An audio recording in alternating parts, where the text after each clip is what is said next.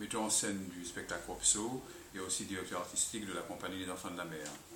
Alors déjà, pourquoi Ropso? Ben, Ropso déjà c'est aussi une interjection qui n'a pas de signification propre mais qui signifie être entre ciel et terre. Exemple, deux vieux marchent dans la rue, vous allez voir un qui arrive derrière le premier, il fait hop, fait un geste, et l'autre fait Hopso.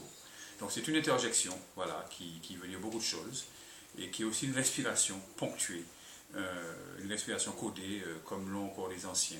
Alors pourquoi Hopso? Parce que déjà c'est une aventure avec Feu Maurice Gautin, que je salue ici au passage. On a voulu un petit peu, en observant un petit peu Fort-de-France, la campagne, il y a une génération, on va dire, une certaine génération qui disparaît, nos grands-parents, et qui ne seront plus là d'ici 15-20 ans, avec certains codes.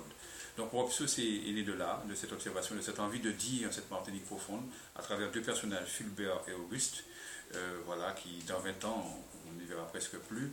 Et c'est aussi une Martinique telle que l'aimait Césaire, donc cette Martinique profonde, travailleuse, râleuse, moqueuse, mais fière, hein, fière de ses origines, fière de ce qu'elle pouvait transporter. Donc Ropso, c'est surtout ça.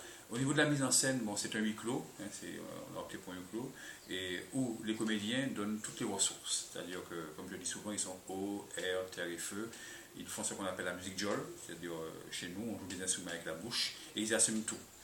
Leur corps aussi fait sens, fait scénographie sur le plateau. Il y a un décor minimaliste pour des raisons de voyage, mais pour des raisons aussi de dépouillement liées à la sobriété du texte et aussi du comportement de ces deux personnages. Donc Fulbert et Auguste joué par Charlie-Henri Émile Pelletier à la chapelle du Verbe incarné du 7 au 28 juillet. Venez nombreux.